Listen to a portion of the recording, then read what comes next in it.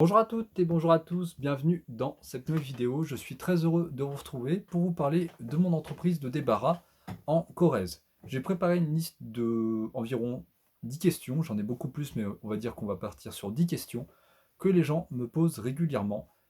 Et cela va vous apporter le maximum d'informations pour faire votre choix et vous aider dans votre projet de débarras de maison, appartement, cave, grange, grenier. D'ailleurs, je commence à répondre à la première question avant même de la poser.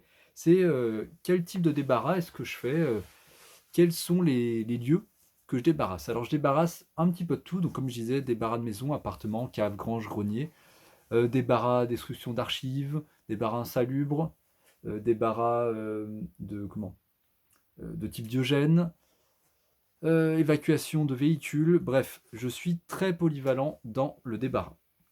Deuxième question, comment ça se déroule? Comment se déroule un débarras? Alors, un débarras, c'est relativement simple. C'est-à-dire que là, par exemple, voilà, on commence à rentrer en contact, vous regardez des vidéos, si ce que je transmets vous intéresse, vous pouvez m'envoyer une demande de devis ou alors une demande d'information pour échanger, que ce soit par SMS, téléphone, WhatsApp ou email, comme vous voulez. Ou même en vrai, si vous êtes sur place, pour qu'on discute, que je réponde à toutes vos questions. À l'issue de ça, si vous me demandez un devis, je l'effectue. Alors, ou sur place ou sur photo, ça dépend un petit peu du nombre de devis que j'ai à faire et de l'éloignement. Ensuite, si le devis est accepté, je vais demander un acompte qui sera payé ou par vous ou par le notaire. Et enfin, le débarras sera réalisé et vous aurez à l'issue de ce débarras une facture que vous pourrez remettre si vous êtes dans le cadre d'une succession au notaire qui la réglera. Est-ce que je fais le débarras d'urgence? Alors oui, je fais tout ce qui est débarras d'urgence, c'est-à-dire les gens qui ont 1 à 2 semaines, voire parfois moins, pour débarrasser un bien parce qu'il y a eu un problème dans la succession, il y a eu des histoires de famille, et, euh, et donc il faut aller vite. Donc je suis présent tant que possible pour réaliser ce genre de service, ce genre de débarras. Est-ce que je peux débarrasser les biens qui suite à un décès? Alors oui, en fait, c'est même 80% de mon travail, c'est ça actuellement. C'est intervenir après un décès, donc suite à un décès, dans le cadre souvent d'une succession. C'est-à-dire que les héritiers doivent débarrasser ou le bien qui est en location, ou alors la maison pour la mettre en vente parce qu'ils ne veulent pas la conserver. Ou parfois même débarrasser la maison parce qu'ils veulent la conserver, mais les gens ne se sentent pas, pour des raisons émotionnelles ou autres, de débarrasser les biens, les objets. Donc, j'interviens très fréquemment suite à un décès. Les tarifs. Alors les tarifs, c'est relativement variable, ça dépend de beaucoup de choses, l'accessibilité, le contenu, le degré de saleté ou de propreté, tout dépend. Euh, la présence de contraintes diverses et variées, il y en a au moins une quinzaine des contraintes qui peuvent, notamment par exemple les ascenseurs, si c'est dans le cadre d'un débarras d'appartement, est-ce qu'il y a un ascenseur ou pas? Ça joue énormément. Est-ce que le parking il se trouve à 5 mètres ou à 50 mètres? Ça pareil, ça joue énormément, donc je peux pas donner, c'est sur devis, toujours. Je peux pas vous donner vraiment de chiffres. C'est vraiment très variable. Autre question,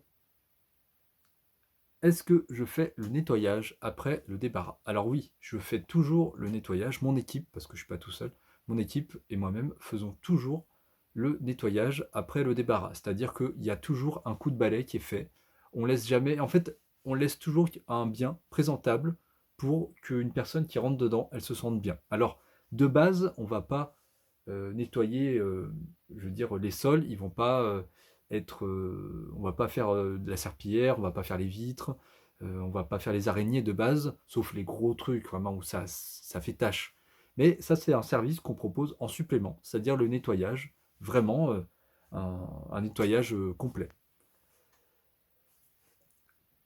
Autre question, donc est-ce qu'on fait le débarras de type insalubre ou le débarras, on va dire, de type Diogène, même si ça porte plusieurs noms, on va dire les débarras liés à des troubles de l'accumulation, des troubles de la propreté, des troubles divers. Est-ce qu'on intervient quand il y a des rongeurs, Est-ce qu'on intervient quand il y a des insectes, par exemple? Et la réponse est oui. On fait tous les débarras, on va dire complexes ou extrêmes, s'il y a de la présence de matière fécale. Voilà, tout ça, on le fait aussi.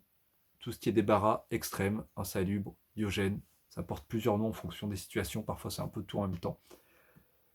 Donc voilà, j'ai fait le tour des principales questions, il y en a sûrement beaucoup d'autres, et je vous dis à bientôt. Si vous voulez me les poser, évidemment, ben, j'y répondrai avec plaisir. Dans l'idéal, plutôt par SMS ou par mail, parce que je suis assez pris, donc le téléphone sonne souvent quand même.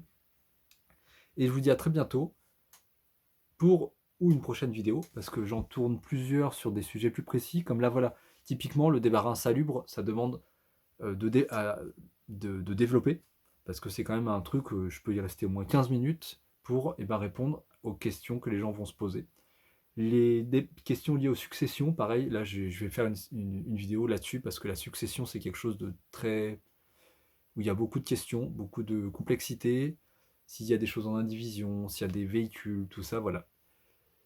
Je vais apporter les réponses, et je vous dis à très bientôt.